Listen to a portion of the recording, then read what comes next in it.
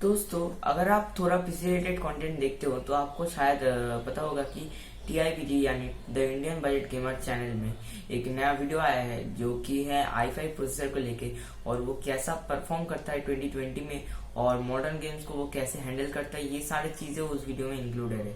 तो मैंने सोचा क्यों ना यार एक i5 को लेकर एक पीसी बिल्ड बना दिया जाए। तो आज इस वीडियो में हम बनाने वाले हैं एक i5 third generation based PC build. तो अब वीडियो को आगे देखते रहे। तो मेरा नाम है रिहान, आप देख रहे हैं techno Nawaz. So let's get started.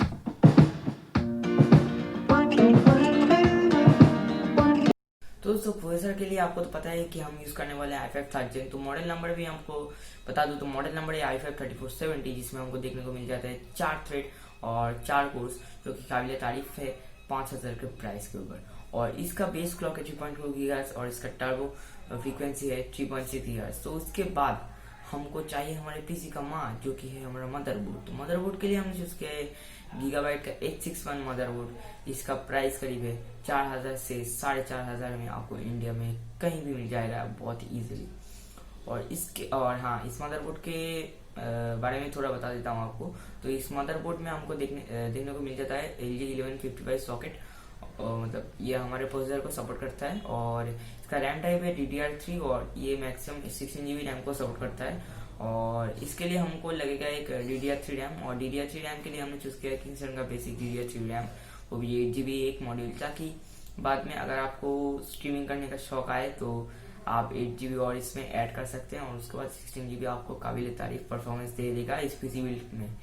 तो इसके बाद हमको चाहिए हमारे पीसी का ग्राफिक्स कार्ड, जो कि हर किसी गेमिंग पीसी का सबसे इम्पोर्टेंट पीस मतलब पार्ट है। तो ग्राफिक्स कार्ड के लिए हमने चूज किया है GTX 1050 Ti used graphics card OLX से, जिसका प्राइस मैंने देखा था 6500। मैं इन सारे प्रोडक्ट्स का लिंक आपको डिस्क्रिप्शन में दे दूंगा और आप वहां से सारे प्रोडक्ट्स को खरीद सकते हैं। और इसके बाद हमको लगेगा हमारे वो कैबिनेट, और कैबिनेट आप 2000 के अंदर कोई भी कैबिनेट ले सकते हैं। और उसके बाद हमको लगेगा हमारे पीसी का वो पावर सप्लाई। तो पावर सप्लाई के लिए हमने चूज किया बेसिक वाला फ्रॉन्टेक का 450 वाट पावर सप्लाई, जो कि हमारे बिल्ड को रन करने के लिए या हमारे बिल्ड को पावर प्रोवाइड करने के लिए ये सफिशिएंट है। और बाकी यार इसका आपको शायद लग रहा होगा कि यार टीआईबीजी मतलब अब्दुल रशीद ने वो RX 570 यूज किया है, पर मैंने क्यों यहाँ पे GTX 1050 Ti यूज किया है, क्योंकि आपने शायद सुना होगा कि उसने बोला था कि यार RX 570 को थोड़ा सा ये बॉटलनेक करता है, और उसके लिए ही मैंने GTX 1050 Ti लिया, जो कि हमको best of the best performance मिल सकता है मिले इस प्राइस के ऊपर। दोस्तों, मैंने वो रैम का प्राइस बताना मैं भूल गया था। तो रैम का प्राइस है 3200 रुपीज, और ये 3500 के अंदर आपको बहुत ही आसानी से इंडिया में कहीं पर भी ऑनलाइन या ऑफलाइन जो भी हो, पर ऑफलाइन में थोड़ा सा ज्यादा आपको प्राइस ड्रॉप देखने को मिल जाता है। और मैं सजेस्ट करूंगा कि आप ऑफलाइन से ही चीजों को खरीदिए, क्योंकि और अगर आपको प्राइजेस का डिफरेंस जानना है तो मैं एक वीडियो आई बटन में दे रहा हूँ अभी, और उस वीडियो को देख लेना, आपको पता चल जाएगा कि क्या क्या प्राइसेस ड्रॉप होते हैं, मतलब कितना कितना प्राइसेस ड्रॉप होते हैं ऑफलाइन में ऑनलाइन के मुकाबले। तो और क्या कहूँ मैं, मतलब एक चीज मैं बताना भूल गया था कि हमारा स्टोरेज ऑप्शन क्या होगा। स्टोरेज ऑप्शन के लिए हमने चूज किया है सीगेट का 7200 RPM वाला एक HD 1 TB के अंदर, वो भी 3500 रुपीज है। तो दोस्तों, इस पीसी का ओवरऑल कॉस्ट हो जाता है 25,000 रुपीज के आसपास, और 25,000 रुपीज के अंदर आपको ये सारे कंपोनेंट्स मिल जाएंगे इंडिया में इजीली। तो दोस्तों यार इस पीसी बिल्ड को यार आप जरूर ट्राई करना, ये बहुत ही अच्छा गेमिंग पीसी बिल्ड होने वाला है, और ये बहुत ही अच्छा वैल्यू आपको ऑफर करने वाला है। और तो यार आपने शायद वो अब्दुल रशीद वाला वो टीआईबीजी वाला जो वीडियो देखा है ना, उसमें उसमें आप इसके सारे बेंचमार्क्स देख सकते हैं। और मैं आपको एक बात बता दूं कि वो उसने RX 570 यूज किया है और मैंने यहाँ पे GTX 1050 Ti यूज किया है।